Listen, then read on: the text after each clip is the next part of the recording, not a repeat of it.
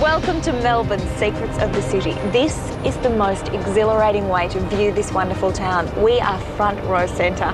Now everyone knows Melbourne's great icons, Flinders Street Station, St Paul's Cathedral, Young and Jackson's, and our newest landmark, Federation Square. And they're all at just one intersection alone.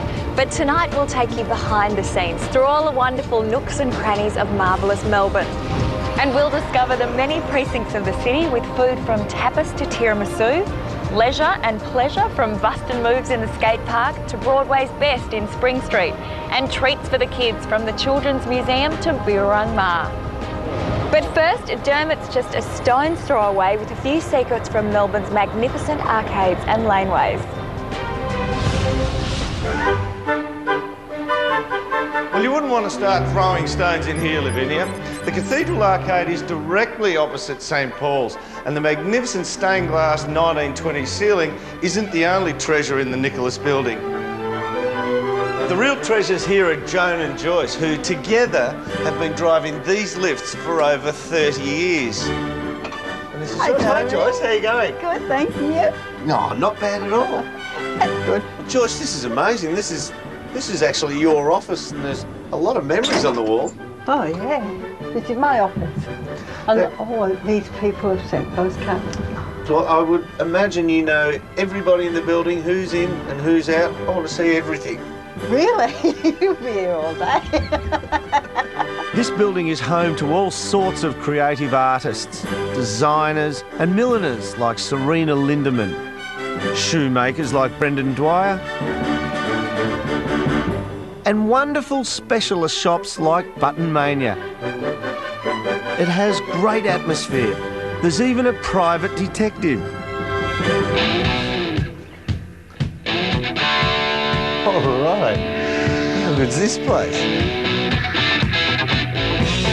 Glenn, I've stumbled into the store. You found us? I did. I literally found you. Is it a store which people come to because of word of mouth? Very much so. We're a little bit tucked away up here. We sort of work on the fact that we are hidden away, we're tucked away, and people like to sort of track down this sort of clothing. So when they find us, they also go the whole theme of tracking down what sort of clothing they can find in here. Well, the theme's on retro star. It's not exactly mainstream, but who do you find you're catering for? Really, I mean, the ages back to, everything from 12-year-olds through to 60, 70-year-olds, they all come up, whether it's to reminisce about the old clothing they used to wear, or the kids obviously just appreciating what was and what now is, what's now fashion. I'm going to sneak around and find some more stuff. Please, if that's all feel right. free. Go for it.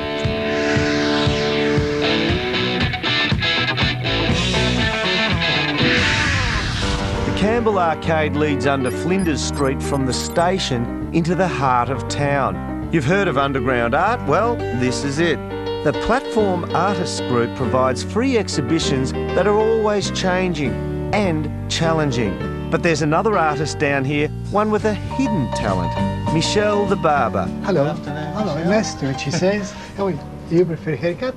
Can you have a look at it and see what you can do with it? Great, I think there's a lot to do. Ah, Puccini.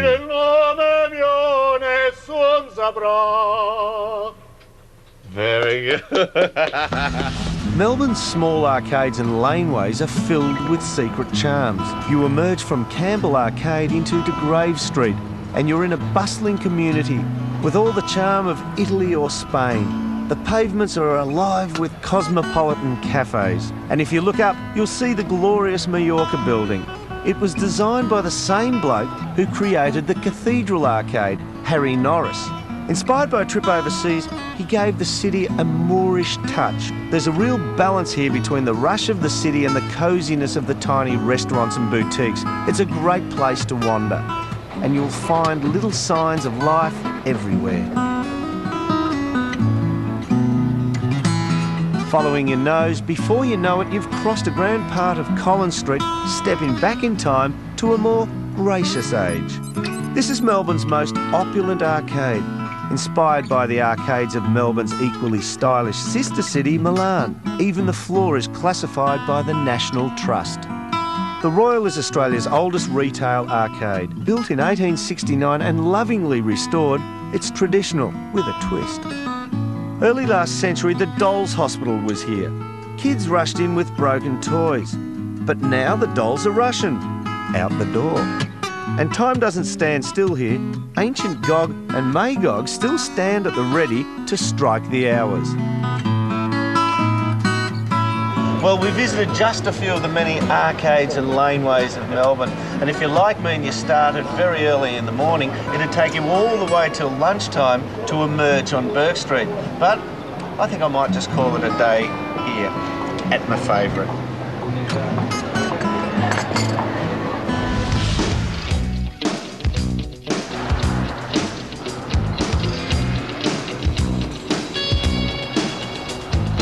These days, Melbourne's trams are sleek and modern, but you can still catch the beautiful old City Circle tram right around town. It's a free ride with $1 million view.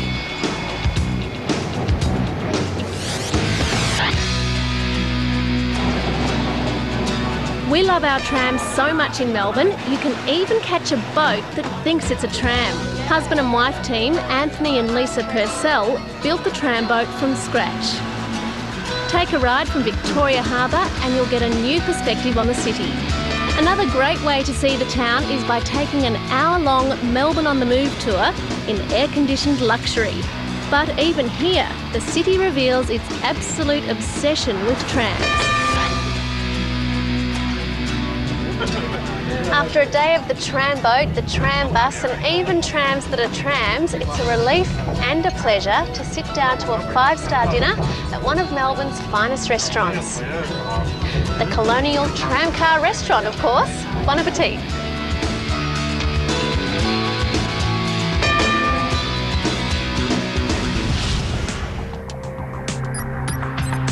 This is a glimpse of the future. QV. It's a breathtakingly big project, but it has a human scale. And it's filled with the latest of everything. The whole complex has been designed in Melbourne's tradition of vibrant lanes and arcades. That's why it works.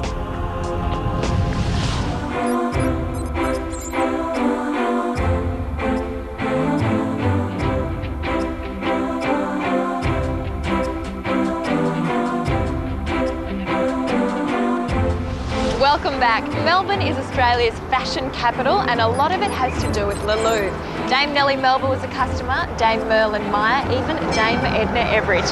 Nowadays, a lot of people still come here to buy beautiful dresses from Karl Lagerfeld and Galliano. Personally, I've never been here. I find it a little bit intimidating, which is why I've called on a friend to help me out. Michael Angel, hello. Hello, Lavinia. Dresser to the stars, Naomi Campbell, Helena Christensen. Yes. Got a big job on your hands today. I think it kind of looks easy to me. We'll I be don't fine. think so, pal. Come on. Good luck. Wow. You like it? You know where to shop. Yeah, it's amazing, this place.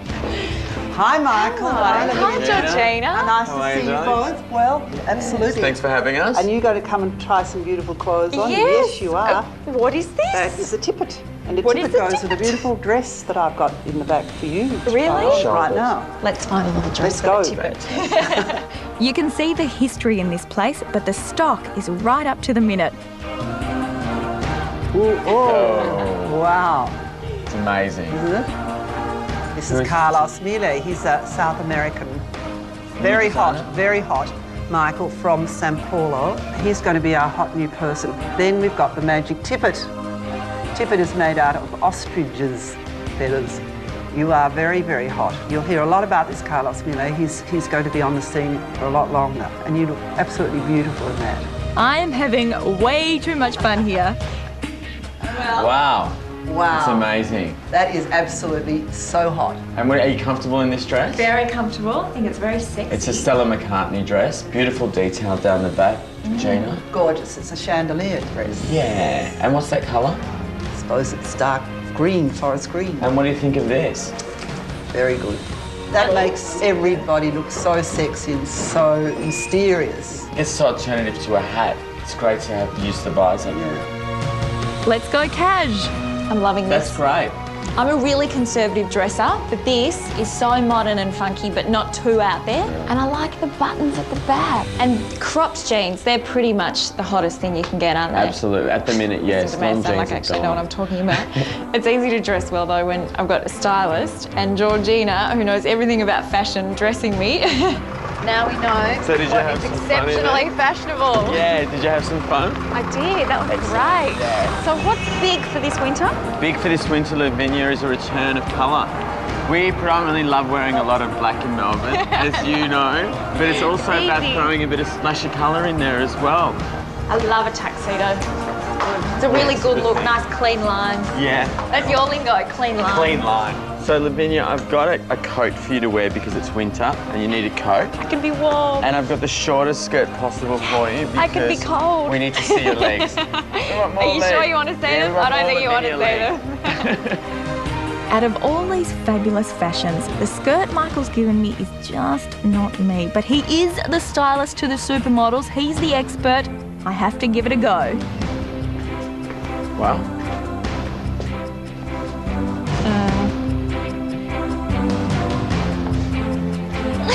So what do you think? It's not really me. It's not you? But we'll try one more. I like it. It's really floaty and feminine. Yeah, It's a bit and the unusual. colour. What do you think of the colour? Like it. And the double stitching and everything. But I like it because of your blonde hair and it's quite pretty like you, Lavinia. You're not getting fresh with me, are you? No, it's all right. So we'll take this one. We'll take this one. Done. I feel like we've covered clothes. We What's have next? accessories. So You we good with have- that? I'm excellent with accessories. Okay, Lavinia, we're at Bulgari here. This is the Allegra collection. It's absolutely amazing. And it's always about accessories. But You it's want so it. expensive. I know, but it's a beautiful piece. You just have to wear that and something simple and you sort it out, doll. Let's start with the simple Okay, things then. come on. Yes, and then make your way down the street. I've got something simple. Tell me. Faded blue jeans. Yeah. Hermes and Susie Holt and A Kelly bag. I've never even been in the vicinity of a Kelly bag, Susie. Well, it is exciting, yes. This is a bag with a lovely story that Hermes were already doing these bags, and Grace Kelly, being very French, married a Frenchman. That's how she became very French. She was quite shy about being pregnant. So when Life magazine was taking a photograph of her, she just did a nervous reaction of putting one in front of her stomach, and then the whole world knew that she was pregnant. And what about this bag? This Birkin? is the very famous Birkin, which has become, I'm using the word notorious after Sex in the City. This is the bag probably in the world that everybody covets and adores, and every supermodel has at least 3. The new colours that are quite popular. There's new colours every year. They always introduce new colours every year. At the moment, the hottest bag, the hottest colours in the Birkin are red. Yep. And also white, not striped together. No. Red or white. Great. And they're really, really hot. That's everyone's suddenly discovered that they love red. And, Well, Lavinia, you need a white bag now. and the And a silver. red. Put me on the waiting list. even here in the lap of luxury, the best things in life are free because it's a simple pleasure just to look at these beautiful things. Hermes silk scarves are hand-printed and hand-stitched. The Queen is actually known to wear them. Like so many of the wonderful boutiques in Collins Street, Hermes represents over 100 years of tradition. Now, I've learned something about shopping in the Collins Street precinct. Tell me. Being with you, take really simple clothes, i.e. inexpensive, and mix them with one really cracking piece. Absolutely, because you're making you're more of your individual style, and that's what I think Melbourne's about. I got it. Did you Took have me fun? a day, but I got it. Good. I Let's had go. a ball. Thank you. You're welcome. For dedicated thrill seekers, there's a huge range of extreme options in the city. From being a birdman on the Yarra to cleaning the windows on the Rialto. And that's why I've asked for the biggest challenge. And that's why I'm here. And can I tell you, it's tough. Tap dancing. I'm at Isabella's Academy of Tap. It's held at the College of the Arts in St Kilda Road. Looks easy. It's actually hard. Tap dancing's like footy. Go hard or go home.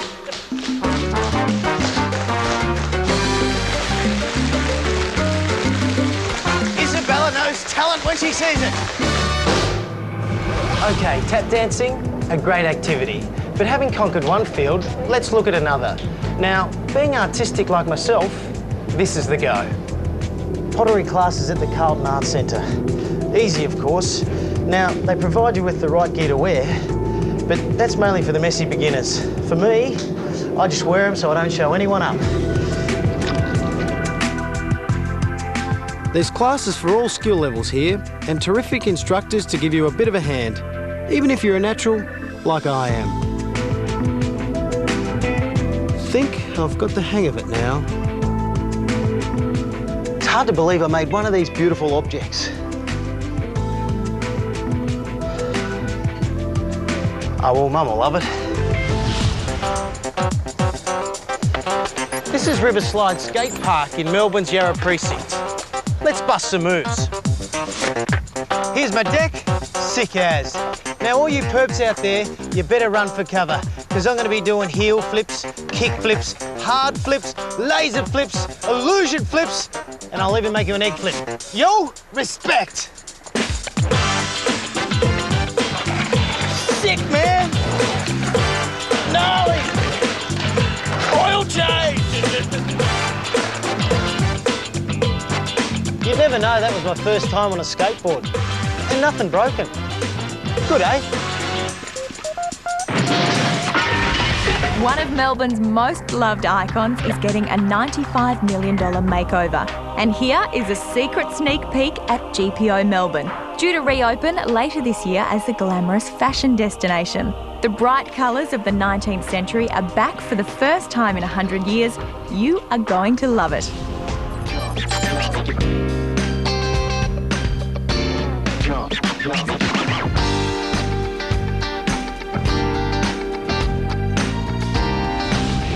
Now, it's terrific to know there are so many places for the kids to go, because while they're out of the way, you can indulge yourself. Meet Alan Campion and Michelle Curtis. They're serious about their tucker. They wrote the book on it, The Foodie's Guide to Melbourne, and they love to lead people around the town's culinary hotspots. So where are we starting, guys? Well, we're starting our food tour today in Melbourne in one of the oldest coffee shops in all of Melbourne. Coffee is such an important part of Melbourne's society and culture. I thought this would be the perfect spot to kick off. Because today we're going to see things like where the Chinese first settled in Melbourne and those shops that are still going now. We're also going to see the Greek shops. We're going to see some really new spots as well. So we're going to really see the old and the new of Melbourne's food scene. It's going to be fantastic. Right, tell us about Quist's, the coffee shop. Well, Quist's first established in 1938. And they say it was the first coffee roasting place in Melbourne. And they say the queues used to be down the laneway here on Saturday morning. So you can just imagine, like, then, in the 30s, people going, coffee, how fantastic. And still today, coffee is really important to the city of Melbourne. Okay, I think we've got a short black there. That's for you. That'll wake us up. Cheers. What a great way to start the day. Cheers. Whoa. That's got the adrenaline going. I think I'm ready to march on. Guys, okay. Good coffee? Foodie's tour in Melbourne. All right, let's go. Come on, troops. From Little Collins Street, it's not far to Little Bourke. This is a precinct filled with the most tantalising aromas in Melbourne. Many of them come from Maxim's. It's an exciting, psychedelic cake experience. Michelle, the cakes look and smell delicious here. What do you recommend? I think we have to have the egg tarts. We're at Maxim's in the heart of Chinatown, and people wait. They loiter in the street for the egg tarts to come out of the oven while they're still beautiful and hot. All right, Angela, do we have some egg tarts? Yeah, let's have some Definitely. We've got some egg tarts and melon cake Let's already. bring them out. Angela, you bake fresh every day? Yes, we bake them about 6 or 7 times a day. We bake them in small slots, so each time you come in, hopefully it's nice and warm for you. Okay. You can loiter outside 6 or 7 times a day. All right, folks, are we ready to try them out? In a minute. Yes. Okay. Bon appetit, everyone. Egg tarts, everyone. Oh. Oh, steaming hot. Look at that. That is absolutely beautiful. All right, well, this is excellent. Thank you very much, guys. Feel happy? Delicious. All right, well, let's eat and run, folks. We'll get on the move. Thank you, Angela. Thanks. Well, Maxim's was spectacular, but now we're up to the Greek precinct where they make cakes that big kids dream about. Come on, guys. Okay. All right, folks, it's Greek time. Hoppa! You know, I'm beginning to think that Greece is my spiritual homeland, or at least Lonsdale Street. I could just about settle down here. It has everything you need. A bit of this cake, a bit of this cake. Ooh, I'll have a bit of that one. Hands off. We've covered a lot of ground. There's a lot to see, but walking does help you work up an appetite. This is what I love about Melbourne, the arcades and the... Oh, they're fantastic. And if you're ever down in Centre Place and you're hungry, best fish and chips in Melbourne here at Bluefish. Very nice. Can't go wrong. But we're going to eat chocolate. Let's go. Can't More wait. sweets. Just for something different. Hey, Steve, is this yours? I wish it was. Now, this is my kind of place, Michelle. We're up to the serious end of business now. Oh, yeah. Chocolate heaven. Doesn't get much better than here. Carl Boer is a legendary chocolate maker with over 100 years tradition. These are raw materials for a masterpiece. What we have here, we call it the jewelry cabinet. That's how much we appreciate our chocolates. The jewelry cabinet? Jewelry cabinet. Of course, it looks like a jewelry cabinet. And all what we have here is handmade by a master chocolatier from Roche, Belgium. So you want to start with that? Oh, okay, I'll start with that. Okay. Show us how it's done, Steve. Oh, no. Michelle? You won't notice that on your hips at all. So I'll give you the truffle. It's actually our house specialty. Yes? It's dark. The camera was allowed behind the scenes to see the chocolate being prepared. It's like being in a Willy Wonka movie. They had to put the bars there to stop me from diving in head first. No, on that one. On that one.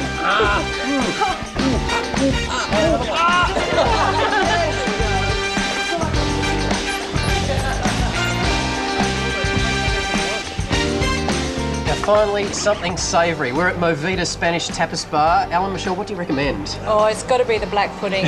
What is black pudding? Well, I believe it's a Spanish delicacy made with blood and rice and spices, and it's absolutely to die for. This one is made to the chef here, Frank Camora. This is his dad's special recipe that he used to make in Spain. It's absolutely magnificent. Well, I'll give it a try. At least I've got some wine to wash it down. Go, Steve. Oh, that's actually very good. Yeah, see? No, it's very spicy. Would we lead you astray? Well, of course you would. That is a tour of Melbourne, after all. So tell us about tapas food. Well, it's all about the small plates so that people can share, and it's really sitting around with a glass of wine. Very convivial, very relaxing. Okay, well, I think I have to try one of these. I think you definitely should. Now, what's this again? Now, this is a red pepper that's been stuffed and deep fried. Smoked red pepper. And that's the thing with Spanish food, they use a lot of the smoky sweet paprika, so it's this chili, but not too hot, but the beautiful smoky aroma and taste goes into a lot of the food. And you can sort of see, like in the salami here, it gets a lovely redness to it. So it's been rubbed with smoky paprika as well as it's been drying. Absolutely magnificent. So we'll go from peppers to seafood to pork to the sausage, and then finish up with the beautiful Spanish donuts known as churros, which are long, long donuts, and you dip them into chocolate sauce to eat them. And this is just the highlight of the day. Guys, I've had a great day, great food, great company. Cheers. Cheers. Here's another little piece of the soul of Melbourne. This year, Pellegrini celebrates its golden anniversary.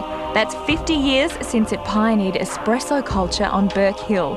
Back in 1954, a menu with pasta was daring, exotic and continental. But nowadays, it's considered as Australian as cafe latte.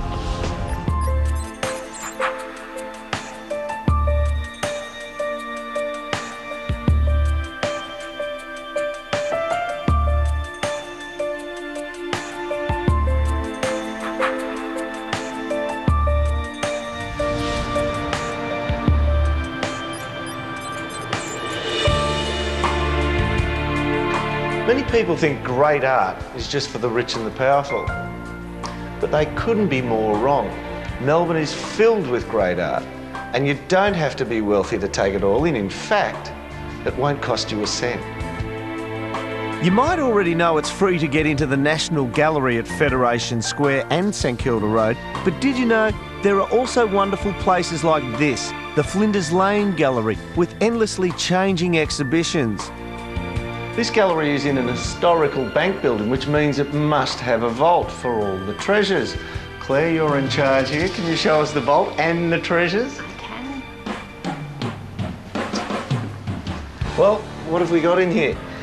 We've got about 500 works in our stockroom, and we've got some fabulous young artists like William Breen here, who does these Melbourne streetscapes. I think I know where that is. Yeah, you probably do actually. That one's down Chapel Street. Many galleries have stock rooms with a stash of works of all kinds. You're bound to see something that really grabs you, whether it's wonderful realistic or naturalistic paintings or a vibrant piece of abstract art. Check this out. Well, this one here, this is Julie Hath, and she's a local artist and she does the most gorgeous watercolours. Isn't that beautiful? The city, and especially Flinders Lane or the Flinders Quarter, has so many places to see artworks. Why not make a day of it? With new shows every month, there's always something else to see. I went into Craft Victoria when they were showing pieces inspired by centuries of artistic tradition and craftsmanship.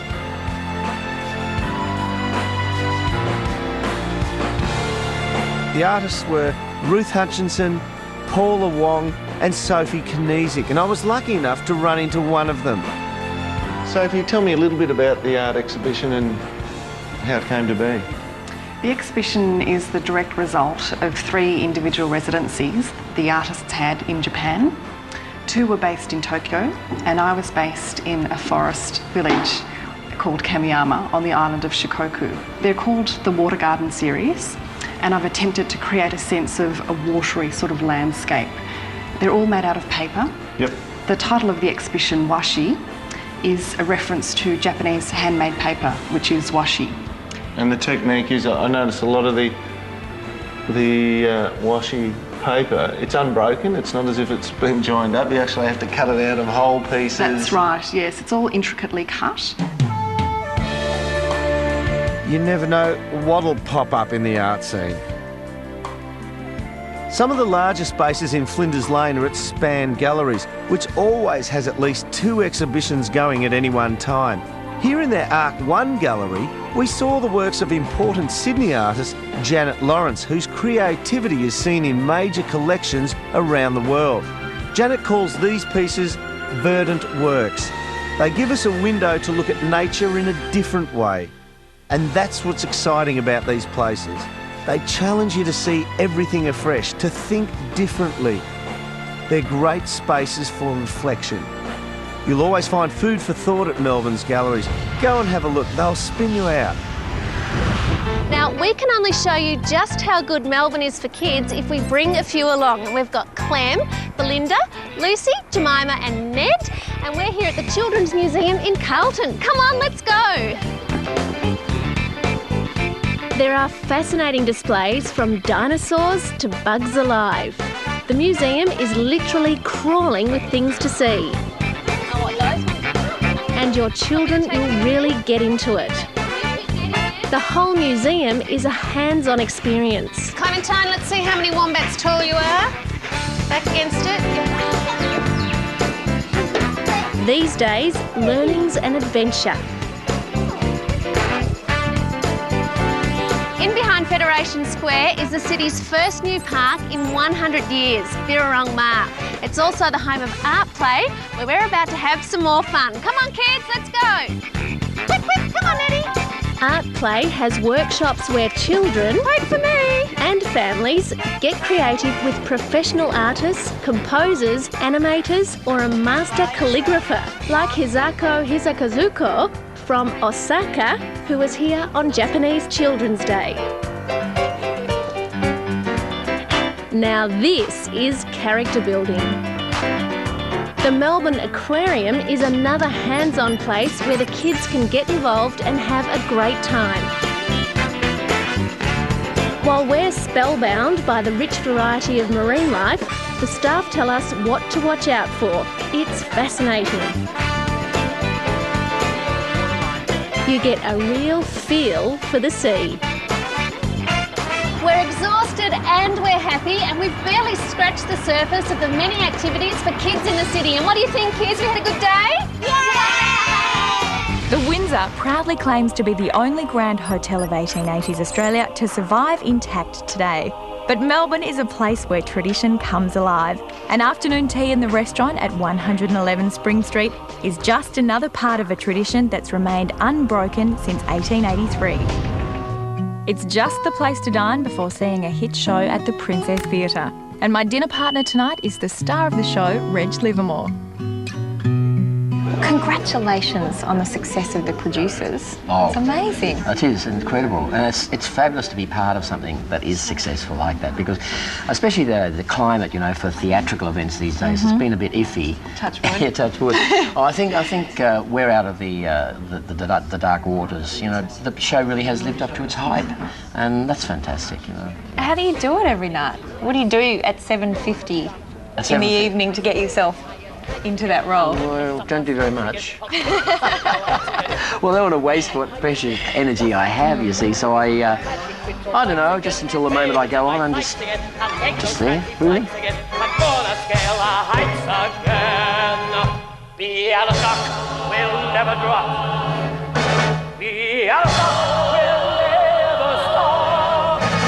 Bialystok will be on top.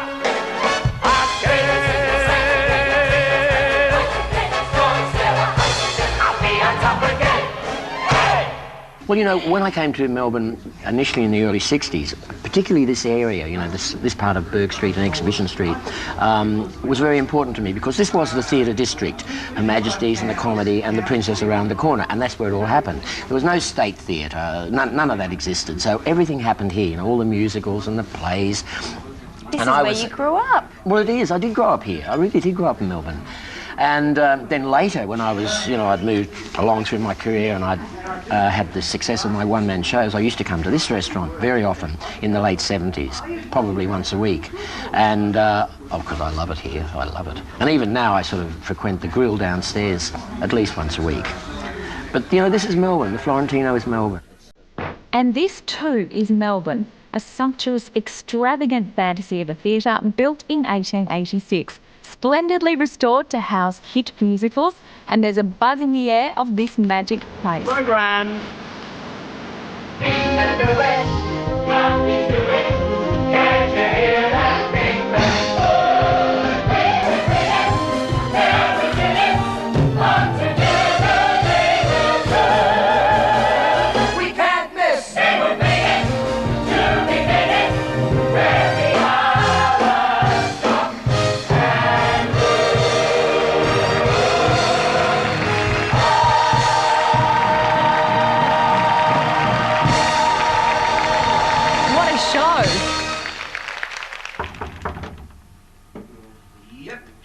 Superstar. Hello, You were Lydia. wonderful. Oh, wow, look at that. That's kind. Oh, Reg. that's mighty kind. You've inspired me to take up tap dancing again. I want to be in a musical now. Do you? You sure? It's harder than it looks. I know, Yeah. you're working so hard at Oh, it. I know. You make it look easy though. Do I? Oh, that's good. That's the best part. Wonderful, Yeah. Uncle! If you like a good fright and things that go bump in the night, then you'll love the Haunted Melbourne Ghost Tour. A creep through some of the city's notorious dead zones will tell you who's been murdered, how they were murdered, and where they're buried. And if you're lucky, you might see a ghost or two.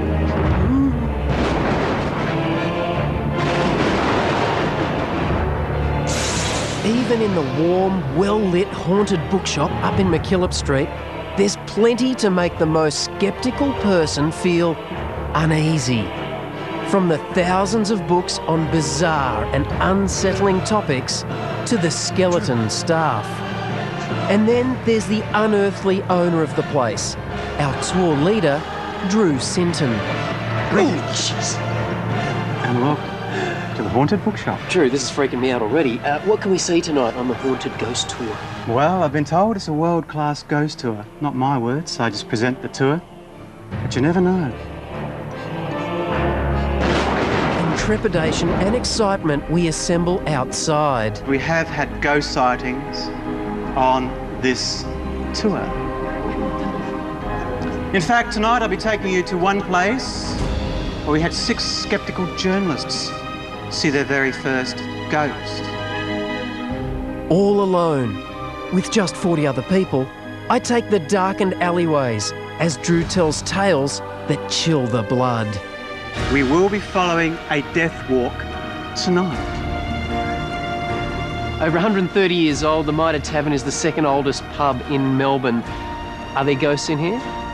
Yes, it's the ghost of a lady called Connie Waugh, who was the mistress of the son of Australia's first baronet. Have you ever seen her? I've experienced her, but on a Saturday night tour, the hotel is generally closed, but it's during the week you can sort of sense her presence there. Drew leads his willing victims on. Never heard footsteps in the middle of the night. Got up to investigate, only to find nobody there. Well,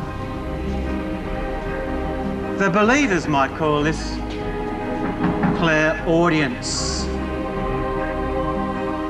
Time seems to slow down when you're ghost hunting. Deep in Victorian-era Melbourne, near the old forensic laboratories, we pause to be scared witless. Now, this is one of the creepiest buildings in Melbourne. It's the old Cobb & Co building, and it's listed in the International Directory of Haunted Places. Why is it so spooky?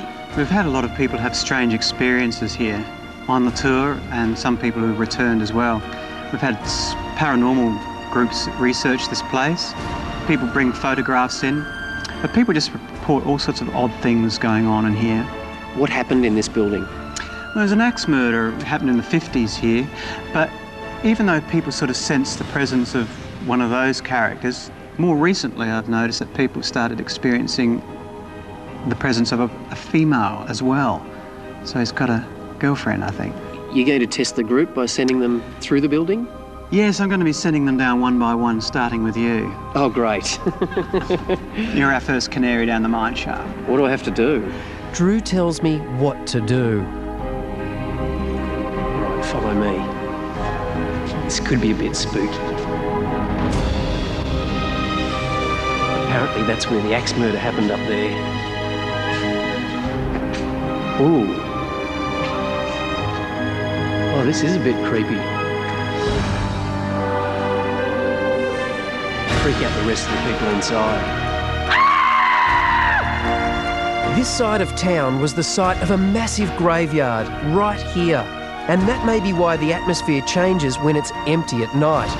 During the day, it's teeming with life, but when night falls, it's something else again. Right down there. There's a headstone. There was a body buried beneath it when it was over in the Anglican section.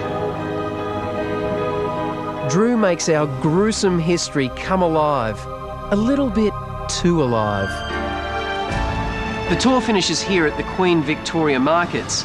Now this is the original wall of Melbourne's first multi-denominational cemetery, where below my very feet are buried some 10,000 bodies.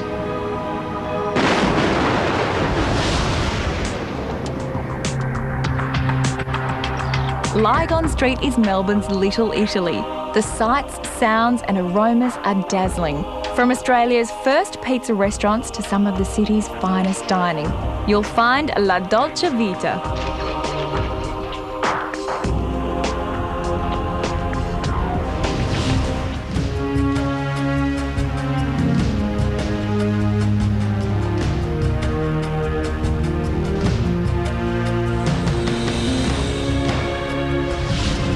Melbourne has dozens of cosy nooks and bars with a warm atmosphere, such as the James Squire Brewhouse, or hidden jewels such as Myers Place, tucked away. Double Happiness is such a joy you'll want to go there twice. And mellow Bennett's Lane Jazz Club is hot and cool. For more such secrets of the city, get hold of these cards packed with information. They're in bookshops now, and include the dining secrets of Melbourne and the shopping secrets of Melbourne. The city is putting out a winter magazine full of ideas. There's copies in next Tuesday's Herald Sun. It'll include special offers for selected restaurants and bars. Now, you'll also find all these offers and more information on anything you've seen tonight if you log on to www.thatsmelbourne.com.au. In fact, it's packed with secrets you'll want to share. Tonight we're leaving you from one of Australia's tallest buildings, the Rialto Tower at Melbourne's West End precinct. No wonder it calls itself one of Melbourne's top attractions, just one of the many secrets of the city. I hope we've inspired you to go and explore the many precincts of marvellous Melbourne. Good night.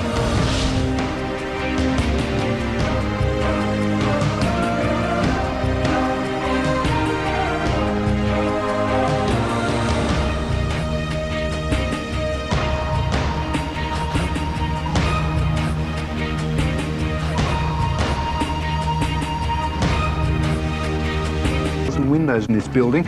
If you're up here in a 240 km/h wind, you'll notice the building sways 250 mil.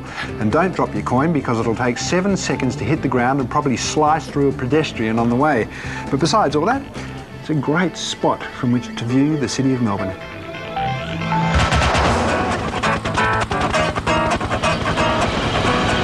Like any other city, we get our fair share of flack. This is the only time that anyone should ever look down on Melbourne. 1,000 feet in a chopper. How good is this? Yeah, a Eurocopter, EC-130. Whatever it is, it's great. I feel like I'm in the A-Team. A chopper ride has got to be the coolest way to reacquaint and reorientate yourself with your city. After you've tried spotting a house, you can get on with some sightseeing. Sometimes life can be such a wild ride. I don't let that worry me at all. This is Sandringham Marina, and right in the middle there you can see the old skeletal remains of that World War I submarine. And they put that there in the early 1900s as a breakwater, and the marina has developed around it. I've lived here my whole life, and I've been down there so many times I never knew that existed. There's a lot of people who don't know it's there. We wouldn't be Melbourne without our trams, the city grooves to their rattle, the traffic snarls of their intrusion. The public is fascinated by the multicultural nature of the drivers and the conductors. We love our trams. If you like a little motion with your salmon, a little grind and rattle with your roast cattle, a little traffic with your aspic, we even have trams that are restaurants. Indeed, for the past 21 years, this has been the world's only tramcar restaurant. 3 cars are in circulation for lunch and dinner 7 days a week. All prices include meals and beverages from the fully stocked bar. The trams glide past all of the city's landmarks, and there are plenty of photo opportunities along the way.